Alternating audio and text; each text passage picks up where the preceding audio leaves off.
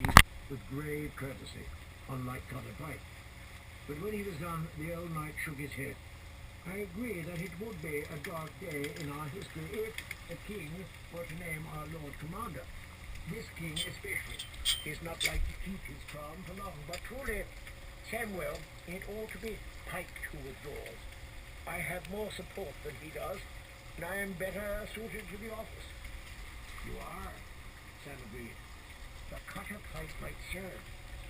It's said that he has oft-proved himself in battle. He did not mean to offend Sir Dennis by praising his rival, but how else could he convince him to withdraw? Many of my brothers have proved themselves in battle. It is not enough. Some matters cannot be settled with a battle axe. Mr. Aemon will understand that, though Cotter Pike does not. The Lord Commander of the Night's Watch is a lord, first and foremost. He must be able to treat with other lords and with kings as well. He must be a man worthy of respect. But then it we are the sons of great lords, you and I.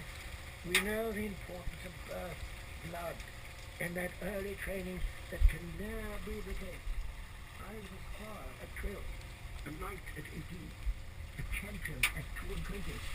I have been the commander at the Shadow Tower for 33 years. Blood, birth, and training have fitted me to deal with kings. Pike, there. Did you hear this morning? Asking if his grace with white shoe bottom. Samuel, it's not my habit to speak unkindly of my daughters, but let us be frank. The Ironborn are a race of pirates and thieves, and Cotter Pike was raping and murdering when he was still half a boy. Mr. Hamoud reads and writes his letters, and has for years. Now, loath as I am to disappoint Mr. Aemon, I could not in honour stand aside for Pike of Eastwatch. This time Sam was ready.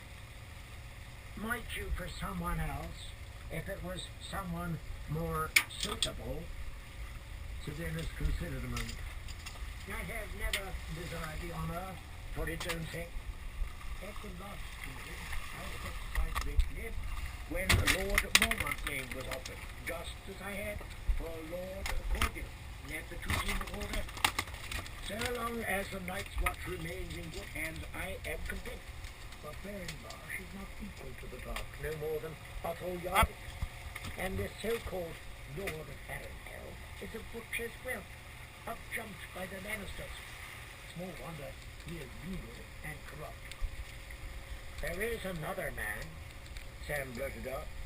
Lord Commander Mormont trusted him, so did Donald Noy and Curran Harpan. Though he's not as highly born as you, he comes from old blood. He was castle born and castle raised, and he learned sword and lance from a knight and letters from a maester of the citadel. His father was a lord, and his brother a king. Sir Dennis stroked his long white beard. Mayhaps, he said after a long moment. He is very young, but mayhaps he might serve my branches. Though I would be more suitable, I have no doubt of that. I would be the wiser choice. John said there could be honour in a lie if it were told for the right reason. Sam said, if we do not choose a Lord Commander tonight, King Stannis means to name Cotter Pike. He said as much to Maester Aemon this morning, after all of you had left. I see. Sir Dennis rose. I must think of this. Thank you, Samuel, and give my thanks to Maester Aemon as well. Sam was trembling by the time he left the room. What have I done? He thought. What have I said? If they caught him in his lie, they would, what, send me to the wall, rip my entrails out, turn me into a wife? Suddenly it all seemed absurd.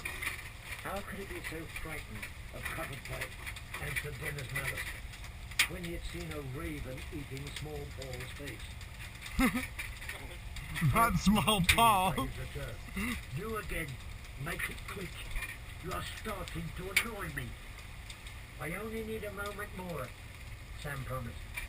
You won't withdraw for Sir Dennis, you said, but you might for someone else. Who's it this time, Slayer? You? No, a fighter. Dunnonoy gave him the wool when the Wildlings came, and he was the old bear squire. The only thing is, he's bastard born. Cutterpipe laughed. Bloody hell, that would shove a spear up Master's arse, wouldn't it? Might be worth it, just for that. How bad could the boy be? He said, I'd be better now. I'm what's needed. Any fool can see that. Any fool, Sam agreed. Even me, but, well, I shouldn't be telling you, but King Ferris means to force a Dennis on us if we do not choose a man tonight.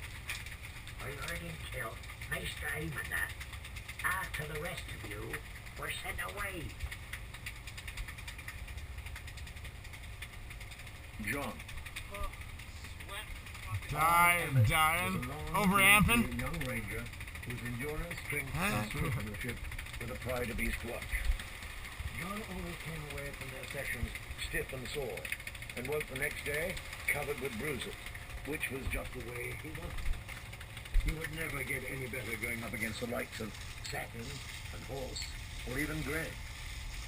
Most days he gave as good as he got, John liked to think, but not today. He had hardly slept last night, and after an hour of restless tossing, he had given up the attempt, dressed, and walked to the top of the wall till the sun came up, wrestling with Stannis Baratheon's offer. The lack of sleep was catching up with him now, and Emmett was hammering him mercilessly across the yard, driving him back on his heels with one long and cut after another, and slagging him with his shield from time to time.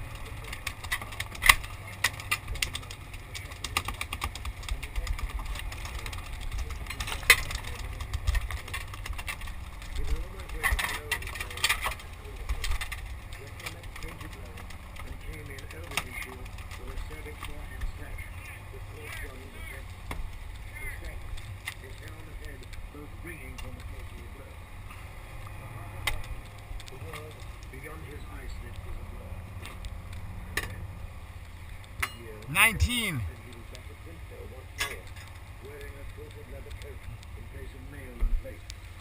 His sword was made of wood, and it was Rob who stood facing him, not Iron Emmett. Every morning they had trained together since they were big enough to walk.